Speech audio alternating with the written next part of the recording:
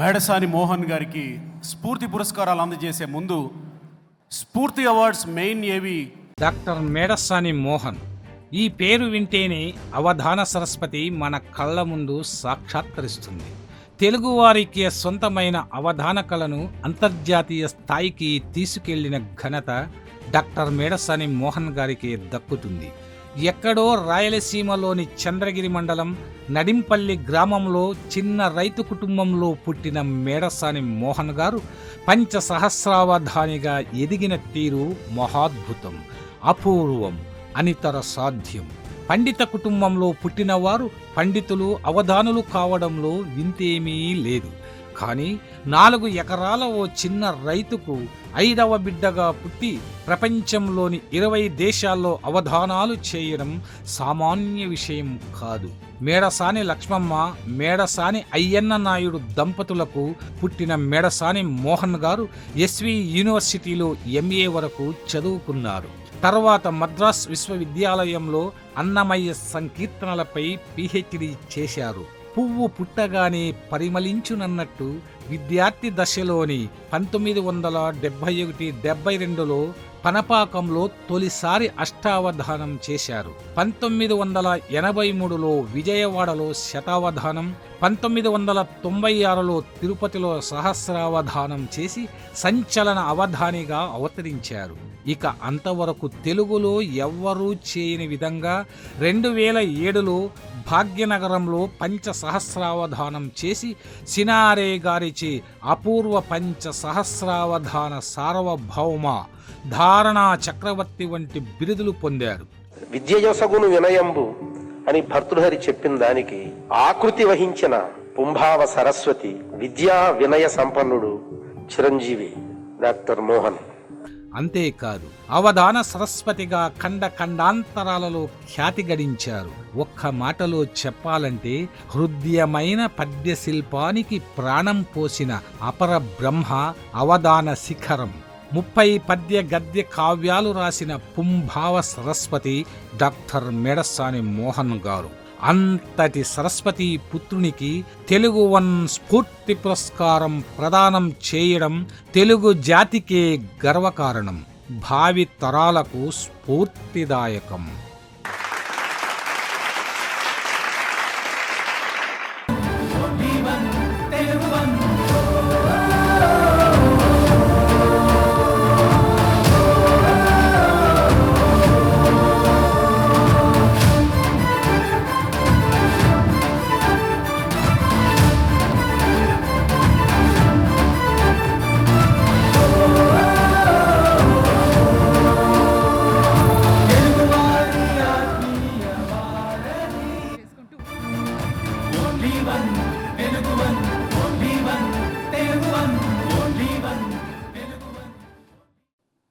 పరమపూజ్యులు పరివ్రాజకవర్యులు శ్రీమాన్ త్రిదండి చిన్నజీయర్ స్వామి వారి పాదార విందాలకు ప్రణామాలు సమర్పిస్తున్నాను.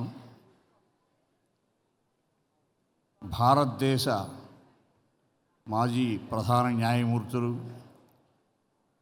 తెలుగు భాషామ తల్లికి ఎంతో ఆరాధన తాత్పర్యంతో అంకితమైనటువంటి మహానుభావులు శ్రీ నూతలపాటి వెంకటరమణ గారు, గొప్ప కళాకారుడు శ్రీ మురళీమోహన్ గారు, ఈటెల రాజేందర్ గారు, వేదిక అలంకరించిన పెద్దలందరికీ, మాన్యులు మహానుభావులందరికీ నా యొక్క ప్రణామాంజలులు సమర్పిస్తూ ఉన్నాను. తెలుగు వన్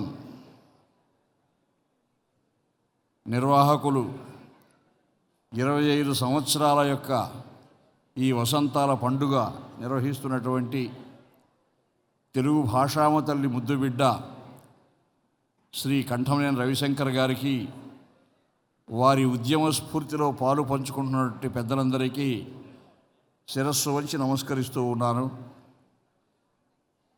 నాకు ఈ పురస్కారాన్ని అందించడంలో శ్రీ రవిశంకర్ గారు నాపై చూపించిన వాత్సల్యానికి నేను వారికి సదా సర్వదా కృతజ్ఞుణ్ణి. తెలుగు వన్ ఛానల్లో నేను కూడా చాలా ఇంటర్వ్యూలు చేయడం జరిగింది.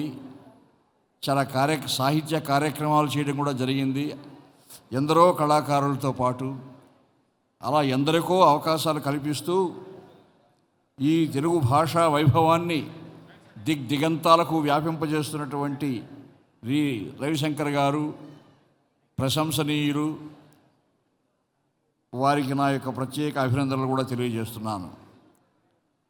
ఈరోజు పెద్దలు శ్రీ నూతలపాటి వెంకటరమణ గారు, ముఖ్యమంత్రి డాక్టర్ నారా చంద్రబాబు నాయుడు గారు లాంటి మహానుభావులంతా కూడా ఇందులో పాల్గొని ఎంతో జగజ్జేగీయమానంగా తెలుగు తల్లి పులకించే రీతిలో ఈ మహోత్సవాలు నిర్వహించడం జరిగింది. ఆ పెద్దలందరి మధ్యన కూర్చోవడం కూడా అదృష్ట విశేషంగా నేను భావిస్తూ ఉన్నాను. ఈ పెద్దలందరికీ నా యొక్క పునః ప్రణామాంజలు సమర్పిస్తూ తెలుగు వన్ ఛానల్ నిర్వహించే సాహిత్య కార్యక్రమాలలో ఎప్పుడు పాల్గొనే అవకాశం కలిగినా కానీ తప్పకుండా నేను పాల్గొని సేవ చేయగలని మనవి చేస్తున్నాను. రవిశంకర్ గారికి, పెద్దలందరికీ అందరికీ ధన్యవాదాలు తెలుపుకుంటూ సెలవు తీసుకుంటున్నాను.